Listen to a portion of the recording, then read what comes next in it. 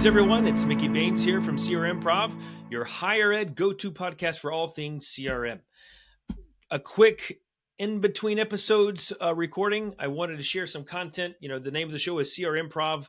We don't script these out. I got a question. I got an answer for the question and wanted to share it now because if I don't, I'll forget it. Someone just asked about their communications for applicants. So,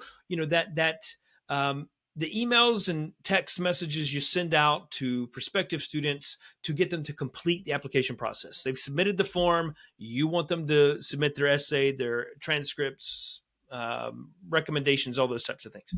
That's the conflow everybody has. If you have an online application, almost everyone's sending out emails to get the students to finish that process. But the emails that send out are the ones I see, bad. I can't sugarcoat that.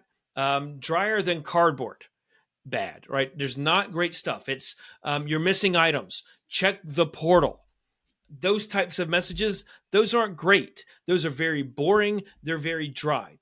There are things that you can do in those emails that are much more engaging. And I know some schools want to say, hey, well, we don't want to say in an email, hey, you're missing a transcript from Owen Wilson High School. I got it. You may not want to say that in email, but there are other things you can do to indicate what might be missing that's much more engaging.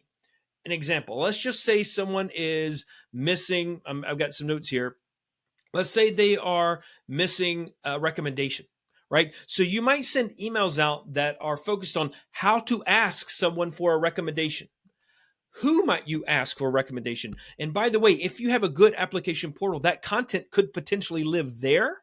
And you could drive people to the portal to see that information. And by the way, also see that they're missing that recommendation, that they can actually go in that portal right there to send out the request for the recommendation. Other things you might be thinking about, essays. How do you encourage someone to finish the essay if that's what's outstanding? This is going to be controversial.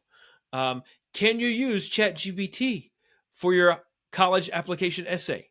That might be a topic you throw out there. You're only going to send that, by the way, to people who still have that requirement outstanding, right? So you send that out. You're starting to talk about applications. You can see how they're being engaged. Other things you might talk about, overcoming writer's block for your college application essay. Things like that. Those are simple tips, tricks that you can provide to students where you're providing value, talking about what's outstanding. What else? Say transcripts, right? If there's content you want them to work on, say they're missing a transcript and an essay, you might send out an email that says, while we are waiting on your transcripts, something along those lines. Then you can talk about the essays. You can talk about what else you're missing. Transcript received. What's next? And then the content might say, log onto the portal to see what was received. If they don't click that, you might then send an SMS message that goes after to say, hey, did you get this email? Check what transcript we've received. Something along those lines that's going out. You're still driving to the portal. You're not saying what transcript was received, but you're telling them something's there.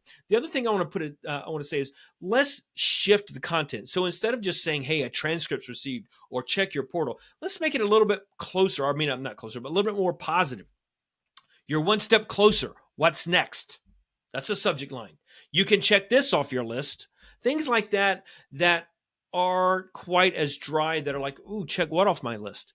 You're creating curiosity. You're creating desire to want to know more so that they click the email to see what it says, even if you still drive them to the portal.